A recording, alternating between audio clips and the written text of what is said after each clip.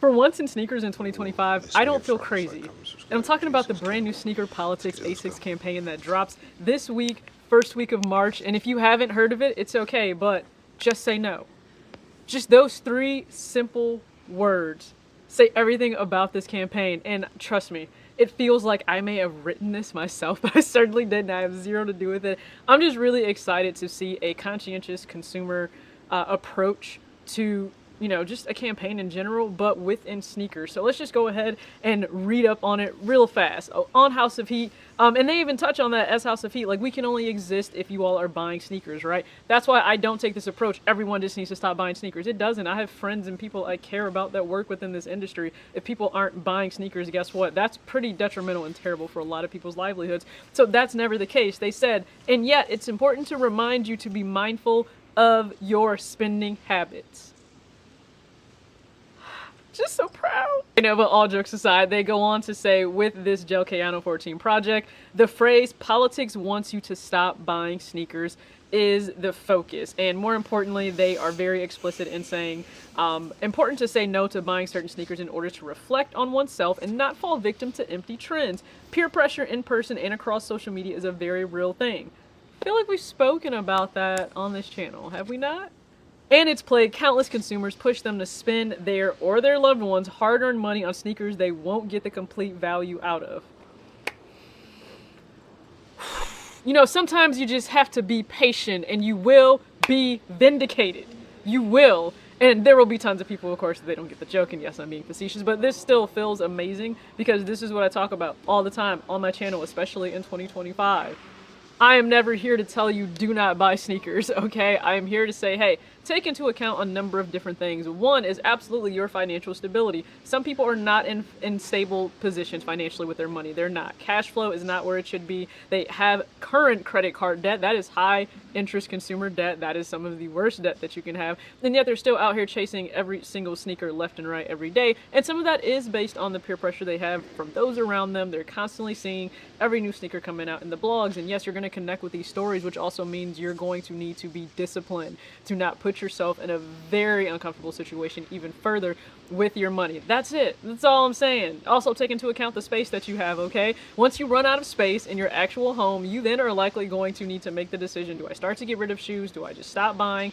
Or do I pay additional overhead to house shoes that I'm clearly not wearing every day or even on a consistent basis unless you're making a lot of frequent trips to that storage unit? Also, be careful when doing that because you could set yourself up to actually, you know, be taken advantage of and possibly robbed.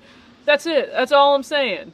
Just be mindful of the influences that are happening around you. Your own wear behavior is a thing, right? We have buying behavior and your wear behavior and what works with your lifestyle. That's it. I think it's important to always keep those things in mind. So I love that Sneaker Politics is doing this. Like, you have a fan in me of this. Now, I will say the one funny and ironic thing in this campaign, they talk about, right, like trends, like don't fall into the trap of the trends.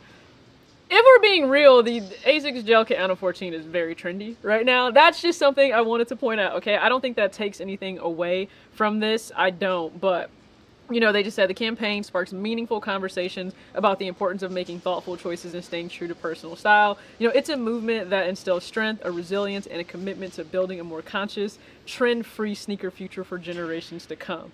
Again, I love the Just Say No campaign. This is speaking to me. It really is. Now, again, I know people are going to say, are you going to go out and get it? No, because they actually are saying they don't necessarily want you to go out and buy that sneaker. It's not to push you, to influence you to go out and buy that specific sneaker, but to just have some introspection occur. And that is all I've been trying to do here on this page. So let's move on to my second topic for this video. Can we start to unpack what is it that triggers people where if I choose to share, there are certain things I'm no longer willing to do, or I simply have never been willing to do in relation to, and we'll just keep it sneakers, in relation to a sneaker. What triggers someone to think that I have imposed, I guess, those restrictions on them, in which now something is wrong with them choosing to do the very things I don't want to do? And I'll just go ahead and make sure this comment is thrown up on here because the last part is comical that it's being fake. Listen, The only thing that would be fake of me would be to get up here where I currently am in my sneaker journey and to hype up every single release just because everyone else is doing it and telling you that you need to have it and it's a must have and don't sleep. When I am not genuinely interested in actually adding these sneakers to my collection, but I can appreciate them for what they are, and I cheer all of you on to still get the shoes that you want within reason and to make sure that is within your monthly budget. That would be fake of me, to go against everything of what I actually think and feel on a consistent basis right now in relation to sneakers. I sleep great at night, knowing that I am true to myself in sneakers and what I feel in my perspective on all of my platforms on social media. I sleep amazing at night knowing that. So I also never discourage anyone if whatever I'm saying doesn't rock or doesn't vibe with you anymore on my channel, because no, I'm not buying every and any sneaker that I simply want like I did in the past. Guess what? I've been able to do that with my money. Easily. Fund it by myself. Easily. Without an ounce of credit card debt. Easily. I simply do not want to do that anymore. That's it. And I've heard the saying before that when you start to do things for yourself and you walk along a journey that is true to you, it may rub some people the wrong way. Well, hey. All I can say is I can confidently say I've never sat here and I didn't tell anybody that you shouldn't stand in line to be able to get a shoe that you want, or that you shouldn't chase after a shoe and put in the footwork. You do what you need to do for the shoes you want. I simply am not doing the most in every and anything to be able to get a shoe in 2025. I'm not. That doesn't take away from you being able to do anything. But one of my favorite creators actually spoke on this just in relation to some of the realities in sneakers and people chasing after them. And she said, you know, you may not be able to reason with people, so let's let her say it. And they will be in line in the rain, sleet, and snow about some shoes. They can tell you about all the latest drops. They know who got what. They know where they can resell them, who's going to resell them, how they can get a better price, all these things, this obsession with shoes. But some of those same people, you can't talk to them about trying to be better in life, trying to progress, trying to do things to excel. They're not interested. But if you're talking about shoes, some of y'all know what I'm talking about. They will be outside, rain, sleet, and snow. Some people will even fight people over the Jordans and risk going to jail over some shoes. And like he said, who is really profiting off of that? But I guess it don't matter as long as you look good, right? Again, Simone is one of my favorite creators. She makes commentary on, you know, personal finance and just amazing discussions that should be had, and maybe they just aren't had a lot within footwear, and I get that. I'm happy to continue to have those conversations, but it does baffle me sometimes when me choosing not to do something triggers somebody and rubs them the wrong way. I never said you couldn't.